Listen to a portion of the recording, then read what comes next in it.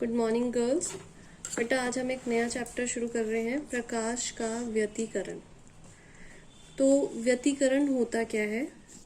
व्यतिकरण वो घटना होती है जब एक ही आवृत्ति की दो प्रकाश तरंगे एक ही माध्यम में एक ही दिशा में चलती हैं, तो उनके अध्यारोपण के कारण जो उनकी कुल ऊर्जा होती है उसका पुनर्वितरण हो जाता है, मतलब वो रीडिस्ट्रीब्यूट हो जाती हैं और इस घटना को हम बोलते हैं व्यतिकरण की घटना।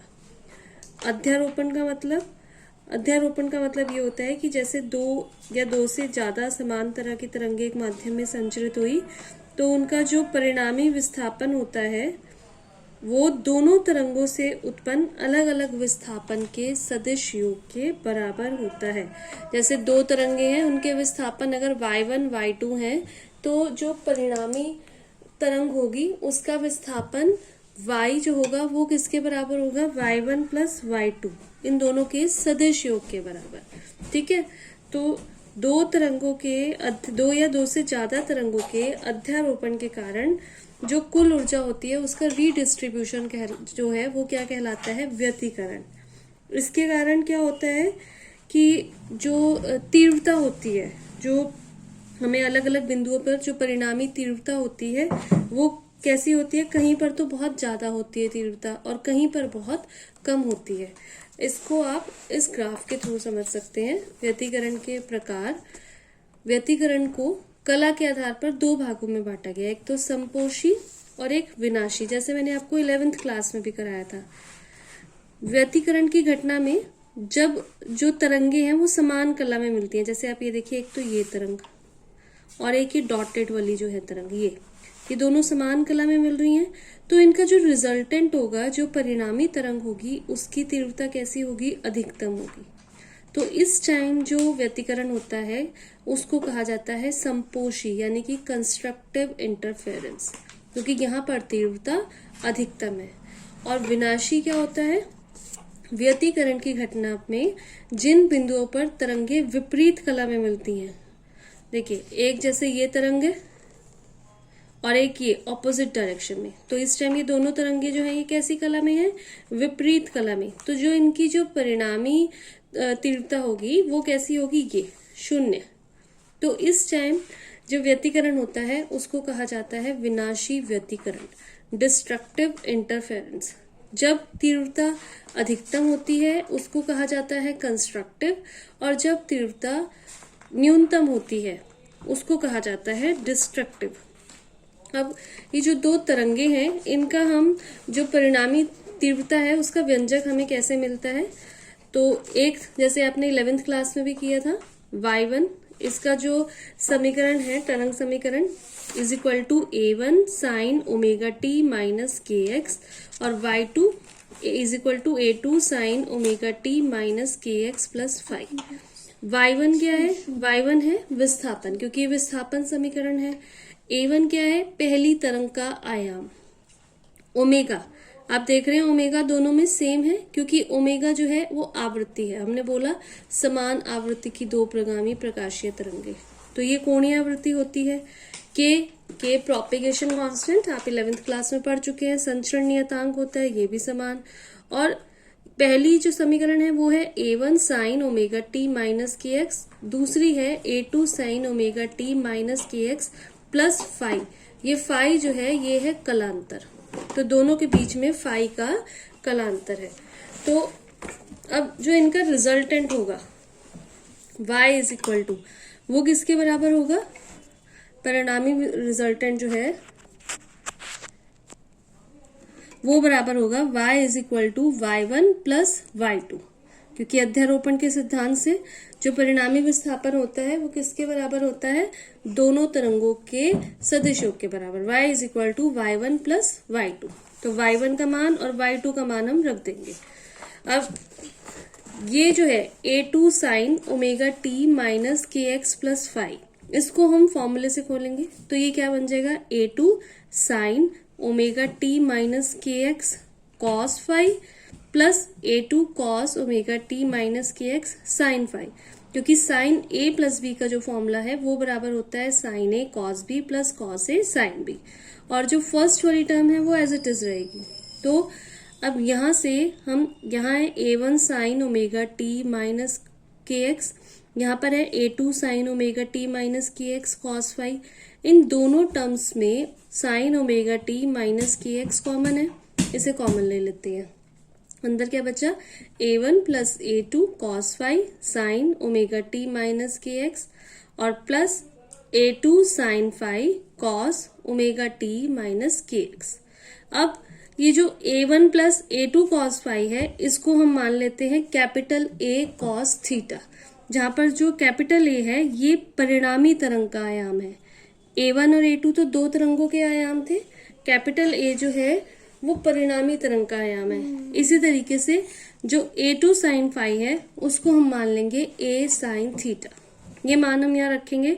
तो इक्वेशन बनी y is equal to a cos theta sine omega t minus k x plus a sine theta cos omega t minus k x. जो फॉर्मूला हमने ऊपर खोला था उसी फॉर्मूले को अब हम बंद कर देंगे। जैसे sine A plus B is equal to sine A cos B plus cos A sine B होता है, तो इसको बंद करेंगे तो क्या आ जाएगा, ए तो कॉमन है दोनों में, y is equal to A sine omega t minus k x plus theta, जहां पर a परिणामी जो तरंग है उसका आयाम है, y परिणामी तरंग का विस्थापन है और थीटा जो है वो प्रारंभिक कला कोण है। अब ये जो हमने माना था थर्ड और fourth equation a cos theta और a sin थीटा, इनको स्क्वायर करेंगे और प्लस कर देंगे। तो स्क्वायर करके प्लस करने से इधर आया a square cos square theta plus a square sine square theta, और इस वाली टर्म को भी प्लस कर देते हैं स्क्वायर करके। तो इस सब को स्क्वायर करके प्लस करने से जो रिजल्टेंट आया वो क्या आया, a is equal to under root a1 square plus a2 square plus 2a1 a2 cos phi. Same वैसे ही जैसे आपको मैंने 11th क्लास में जो सदिश विश्लेषण वाला चैप्टर था उसमें सदिशों को जोड़ने का त्रिभुज का नियम, चतुर्भुज का नियम, उसमें रिजल्टेंट निकालते थे, तो वैसे ही रिजल्टेंट आ गया और उसी तरीके से दिशा भी आ गई। Theta is equal to tan inverse a2 sine phi upon a1 plus a2 cos theta. अब हमें पता है कि जो तीव्रता होती है वो किसके बराबर होती है, वो होती है जो आयाम है उसके वर्ग के समानुपाती होती है, I अनुक्रमानुपाती या समानुपाती a स्क्वायर। और जब हम अनुक्रमानुपाती का साइन हटाएंगे तो I इज इक्वल टू के ए स्क्वायर। अब ये जो हमारे पास a का मान आया है, इस a के मान को हम यहाँ पर रख देते हैं। तो I is equal to k a1 square plus a2 square plus 2a1 a2 cos phi. I is equal to, ये k को अंदर मल्टीप्लाई कर देते हैं, k a1 स्क्वायर के साथ भी आ गया, k a2 स्क्वायर के साथ भी आ गया। यहाँ पर भी हम k को अंडर रूट k के फॉर्म में लिख देते हैं, a1 के साथ भी और a2 के साथ भी। अब हमने ये मान लिया कि ये जो k under root k a1 है ये हो गया I1, ये जो हमने k a1 स्क्वायर है इसको मान लिया I1, k a2 स्क्वायर है इसको मान लिया I2। तो ये जो अंडर रूट k a1 है ये अंडर रूट I1 I2 बन गया, ये वैल्यूज यहाँ पर रखी। तो ये हो गया परिणामी जो तरंग है उसकी तीव्रता, और ये तीव्रता किस पर डिपेंड कर रही है, ये दोनों तरंगों की तीव्रता और उनके बीच में जो कोण बना है फाई, इसके ऊपर डिपेंड करती है।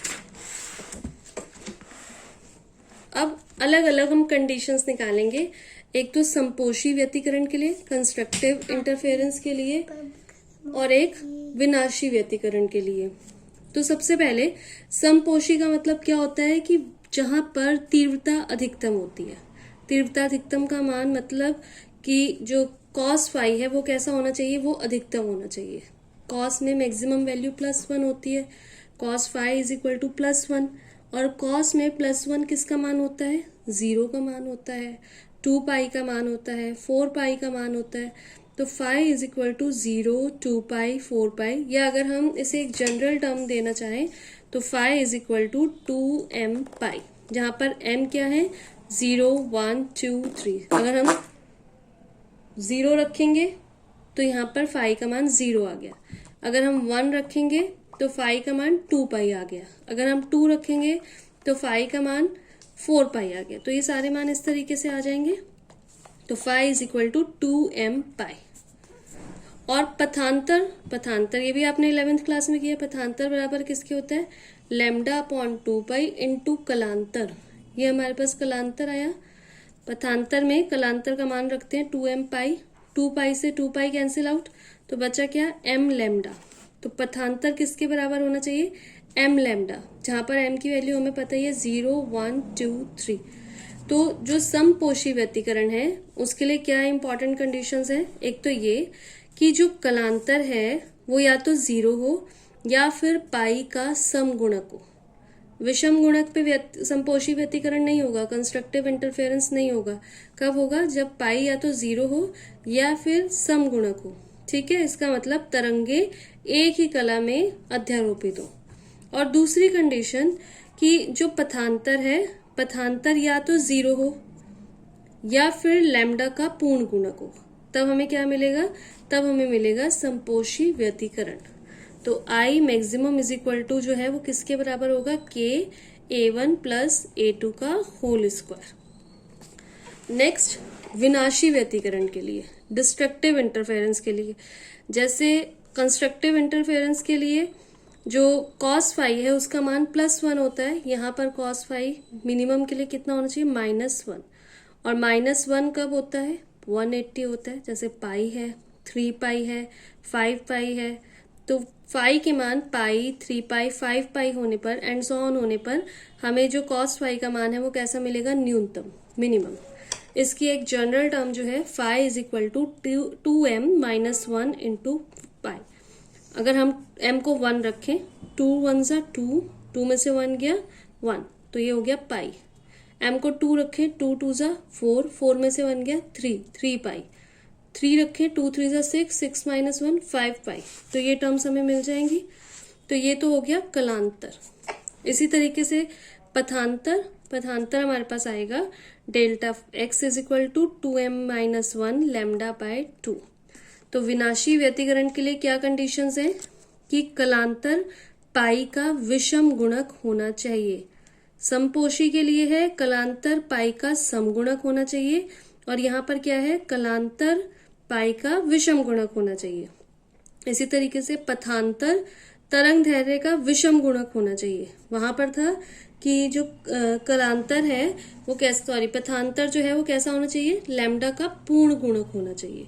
तो इस तरीके से हमें समपोषी और विनाशी व्यतिकरण के लिए कंडीशंस मिल जाती हैं। और जो I न्यूनतम है वो किसके बराबर है? KA1 - A2 का होल स्क्वायर। समपोषी में, कंस्ट्रक्टिव में प्लस आता है और डिस्ट्रक्टिव में माइनस आता है। I मैक्सिमम और I जो मिनिमम है उन दोनों का ये रेशो इस तरीके से हमें मिल जाता है। नेक्स्ट जो टर्म है वो है कला संबद्ध स्रोत। तो कला संबद्ध स्रोत किसे कहते हैं? ऐसे प्रकाश स्रोत जिनसे निकलने वाली तरंगों के बीच कलांतर कांस्टेंट रहता है, मतलब कलांतर नहीं चेंज होता, उनको हम क्या कहते हैं? कला संबद्ध स्रोत। और जो कला संबद्ध स्रोत होते हैं उन्हीं से ही व्यतिकरण पॉसिबल होता है।